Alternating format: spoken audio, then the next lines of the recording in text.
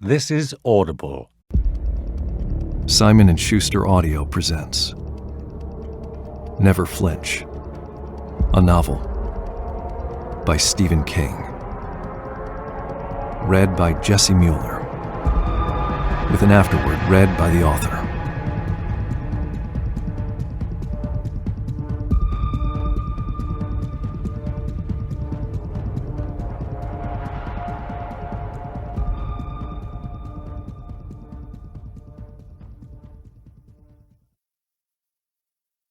For Robin Firth, with love and thanks for all your hard work. Trig. 1. March, and the weather's miserable.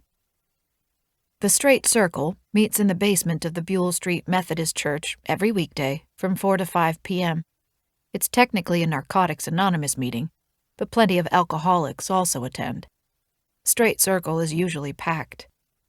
It's calendar spring, has been for almost a week, but in Buckeye City, sometimes known as the second mistake on the lake, Cleveland being the first, actual spring comes late. When the meeting lets out, a fine drizzle is hanging in the air. By nightfall, it will thicken and turn to sleet. 2 or 3 dozen attendees gather near the butt can by the entrance and light up, because freebasing nicotine is one of 2 addictions left to them, and after an hour in the basement, they need that hit.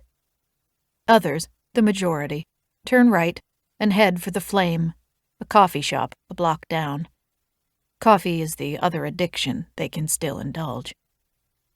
One man is stopped by Reverend Mike, who also attends this meeting and many others on a regular basis. The Rev is a recovering opioid addict. In meetings, he attends 2 or 3 every day, weekends included. He introduces himself by saying, "I love God, but otherwise I'm just another fiend." This always gets nods and murmurs of approval, although some old-timers find him a bit tiresome. They call him Big Book Mike for his habit of quoting, verbatim, long passages from the AA handbook. Now the Rev gives the man a soul shake. "Not used to seeing you around these parts, Trig. You must live upstate." Trig doesn't, but doesn't say so. He has his reasons for going to meetings out of the city where recognition is unlikely, but today was an emergency. Hit a meeting or drink, and after taking the first drink, all choices would be gone. He knows this from personal experience. Mike puts a hand on the other man's shoulder. "In your share, Trig, you sounded upset." Trig is a childhood nickname. It's how he introduces himself at the start of meetings. Even at out-of-town AA and NA, he rarely speaks, other than that initial identification. In tag team meetings, he mostly says, "I just want to listen today." But this afternoon, he raised his hand. "I'm Trig, and I'm an alcoholic." "Hi, Trig," the group responded. They were in the basement instead of the church, but there's still that revival meeting call and response. Straight Circle is, in fact, the church of the crashed and burned. "I just want to say that I'm pretty shaken up today. I don't want to say any more, but I had to share that much. That's all I've got." There were murmurs of "Thanks, Trig," and "Hang in there," and "Keep coming back." Now Trig tells the Rev he's upset because he found out he lost someone he knew. The Rev asks for more details, prize for them actually, but all Trig will say is that the person he's mourning died in lockup. "I'll pray for him," the Rev says. "Thanks, Mike." Trig starts away, but not toward the Flame. He walks 3 blocks and climbs the steps to the public library. He needs to sit and think about the man who died on Saturday, who was murdered on Saturday, was shanked on Saturday in a prison shower. He finds a vacant chair in the periodicals room and picks up a copy of the local paper, just to have something to hold.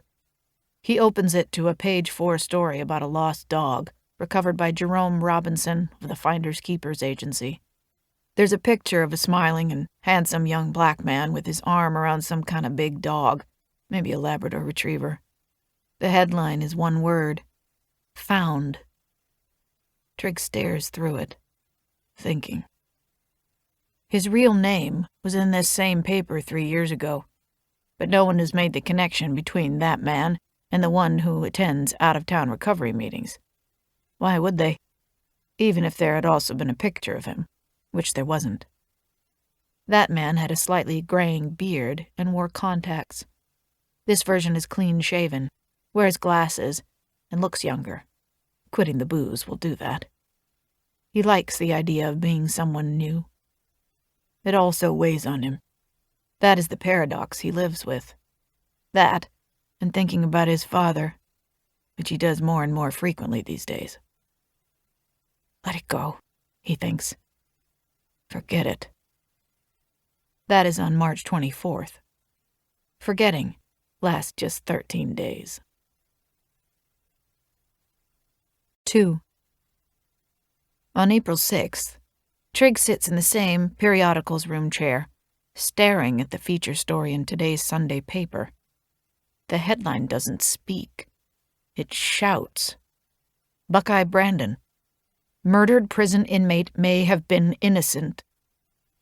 Trigg has read the feature and listened to Buckeye Brandon's podcast 3 times. It was the self-proclaimed outlaw of the airwaves who broke the story, and according to Buckeye, there was no may have been about it. Is the story true?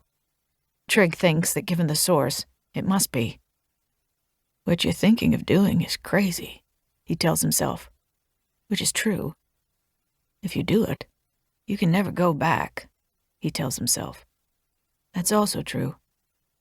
Once you start, you must keep on, he tells himself. And that's truest of all. His father's mantra, you have to push through to the bitter end. No flinching, no turning away. And what would it be like? What would it be like for him to do such things? He needs to consider some more. Not just to get clarity on what he's thinking of doing, but to put a space of time between what he found out courtesy of Buckeye Brandon, also this feature article, and the acts, the horrors, he may commit, so no one will make the connection. He finds himself remembering the headline about the young man who recovered the stolen dog. It was simplicity itself. Found. All Trigg can think about is what he's lost, what he did, and the amends he must make.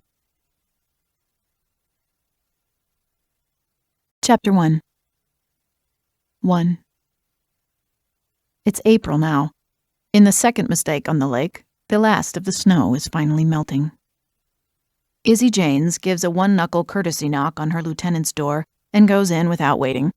Lewis Warwick is tilted back in his chair, one foot resting on the corner of his desk, hands loosely clasped on his midsection. He looks like he's meditating or dreaming awake. For all Izzy knows, he is. At the sight of her, he straightens and puts his foot back on the floor where it belongs.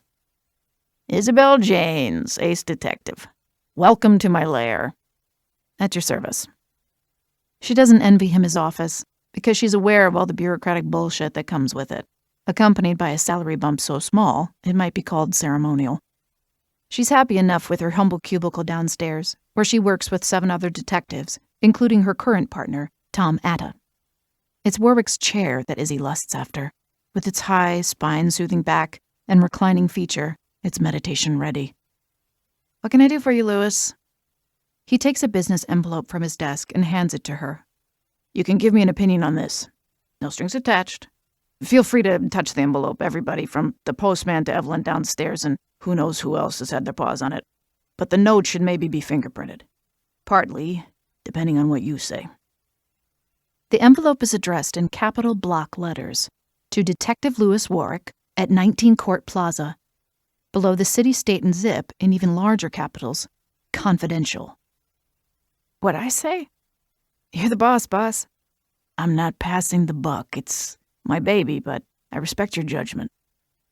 The end of the envelope has been torn open. There's no return address. She carefully unfolds the single sheet of paper inside, holding it by the edges.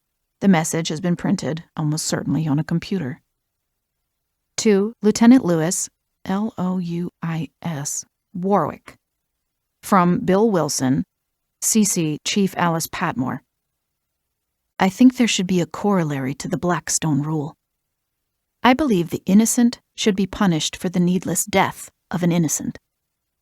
Should those who caused that death be put to death themselves? I think not, because then they would be gone